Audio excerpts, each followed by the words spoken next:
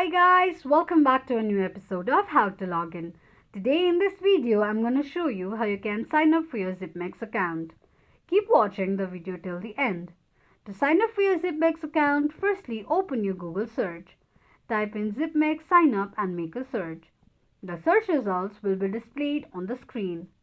Click on the first link shown on the page. The sign up page of Zipmex will appear on the screen.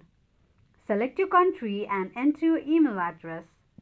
Create a password for your Zipmex account. Click on an eye icon to check if you have entered your password correctly or not. Agree to the terms and conditions of Zipmex by tick marking on the box and then tap on Create Account. This is how you can create an account on Zipmex quickly and easily just in few steps. If you have any thoughts or queries, let us know in the comment section. Don't forget to subscribe to our channel.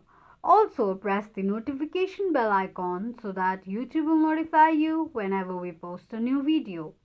I hope this video was helpful to you. Thank you so much for watching.